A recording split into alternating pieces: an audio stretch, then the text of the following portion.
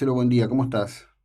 ¿Qué tal, José Luis? Muy buen día, muy contento de volver a hablar con vos. Bueno, de igual modo, gracias por haber aceptado y dedicarnos estos minutos. Te pido disculpas que habíamos hablado más temprano y tuve inconveniente y después otro inconveniente más técnico, pero acá estamos. Bueno, eso es lo importante. Contame un poco, estás realmente muy activo, muy prolífico en un momento muy complejo, tanto en la literatura como en la cuestión del espectáculo. ¿Esto del espectáculo es nuevo para vos, esta presentación en teatro? No, yo reestreno el show porque ya lo había estrenado en 2018. eh, Se titula Mi imagen se hace cuento en vivo. Ujú. Siempre es el mismo lugar, es en el Teatro El Extranjero, enfrente del Abasto. Y son mis mejores cuentos, de los muchos que fui publicando en el diario Clarín, contados, no leídos, los narro, acompañado de un músico, un cantautor que es Guido Di Carlo, y dos cantantes maravillosas que van a estrenar, ella sí, por primera vez, este 7 de agosto, pero se agotó el estreno, se agotó la segunda función, así que ahora estamos haciendo dos funciones más, el 21 de agosto y el 28 de agosto, en todos los casos son sábados a las 10:30 de la noche. Genial. Bueno, vamos a tratar de estar un sábado 10:30 de la noche en Buenos Aires, a ver si Me podemos encantaría que compartir. vengan especialmente a Baires a verme, o que si están en Buenos Aires, pasen a verme. Bueno, contame un poquito cómo estás leyendo en estas horas esta cuestión que tiene aristas fascinantes. Por un lado, una de las revelaciones más impactantes, que impacta de lleno en la Casa Rosada y en Olivos, tiene que ver con la difusión de las visitas en plena cuarentena. Pero no lo hace el periodismo tradicional, sino que lo hace un joven que es programador de software, que es Gonzalo, que fue el mismo que lanzó en las redes la convocatoria a acompañarlo a Mauricio Macri en 2018, que recuerdo cuando hablé con él me dijo, y yo le decía, ¿cuántos creías que iban a ir? Y 1.500, dice, y apareció una multitud de cientos de miles que se transformó en millones a la hora del voto, ¿no?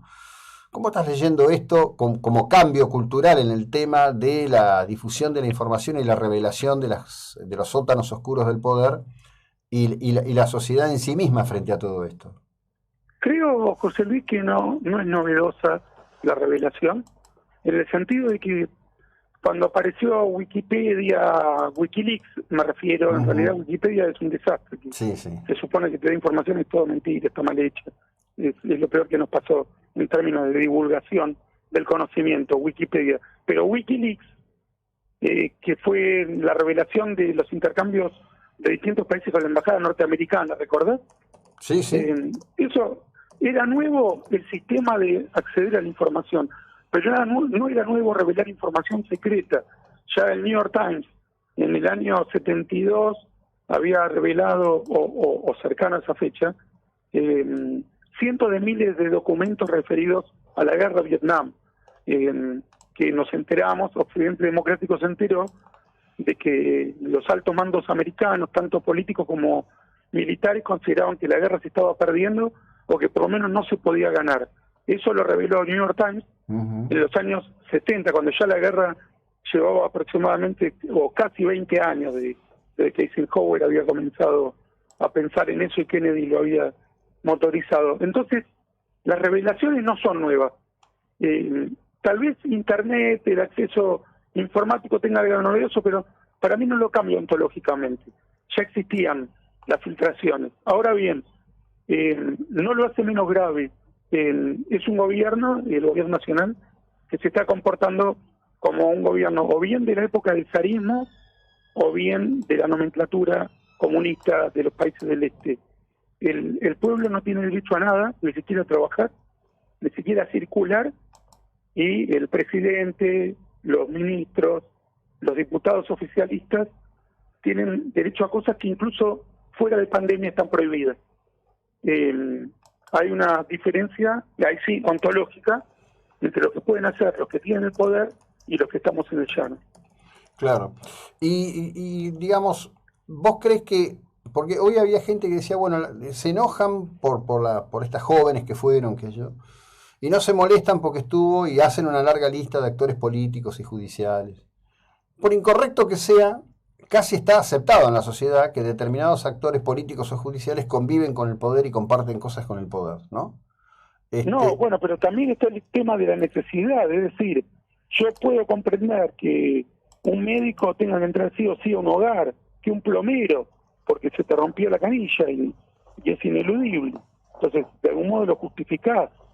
Ahora, cuando la visita, cuando va a un circo o cuando va un contorsionista, en el medio de la pandemia, cuando no te dejan ver a tu abuelo, bueno, eso no es aceptable. Es completamente inaceptable. Es una burla para la ciudadanía. Sí. Y eso es propio.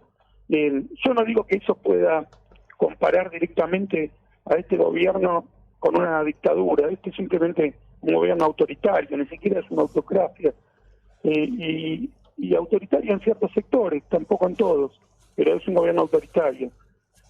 Pero esto sí recuerda a los regímenes tiránicos que el rey, el emperador, los dictadores se hacían llevar a la casa a una troupe, a la actriz del momento, al actor, a un dúo que canta, o tenían sus propias producciones cinematográficas y obligaban a los actores a participar, mientras el pueblo llano no podía ir al cine. Uh-huh. Le prohibían ver una película.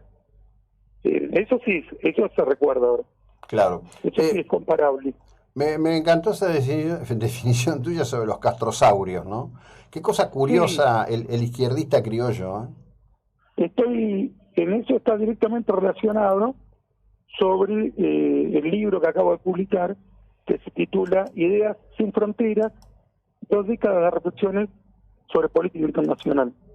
Vos sabés que yo vengo escribiendo artículos sobre la dictadura castrista, sobre Israel muchísimos, Uh-huh. sobre la tendencia o la actitud de los distintos actores políticos árabes de oponerse a la existencia de Israel de manera violenta, la guerra contra Israel.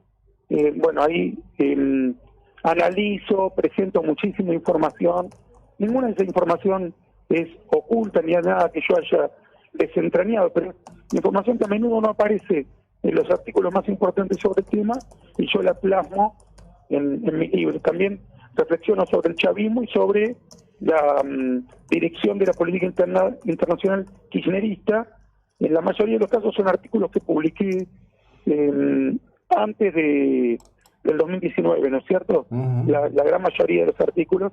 Yo creo que el libro cronológicamente termina en 2015, así que no abarco este periodo, pero lo paradójico es que leyendo mis artículos sobre la tendencia general internacional del kirchnerismo, te encontrás perfectamente con lo que estamos viviendo ahora. Claro.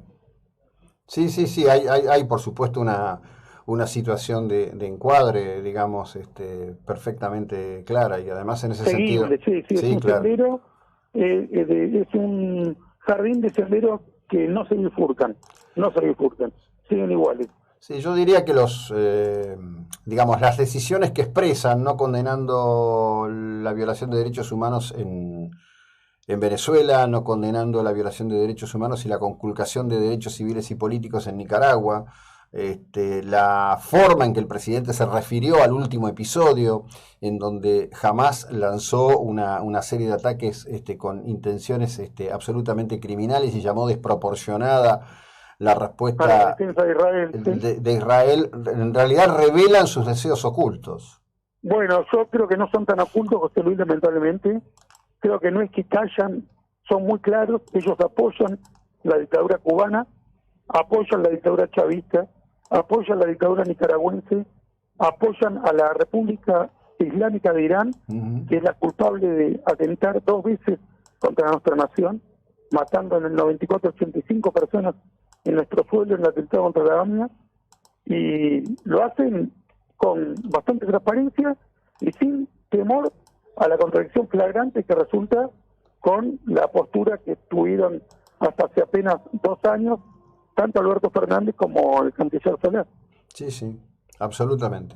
Bueno, gracias por el tiempo que nos has dedicado, por haberlo encontrado. Te mando un abrazo a la distancia. Nos vemos. Estuve hace poco en Mar del Plata, espero la próxima ir a visitarte, José. Bueno, un gran abrazo. Va a ser un placer. Gracias, un abrazo enorme. Bueno, a quien escucharon es a Marcelo Birmacher.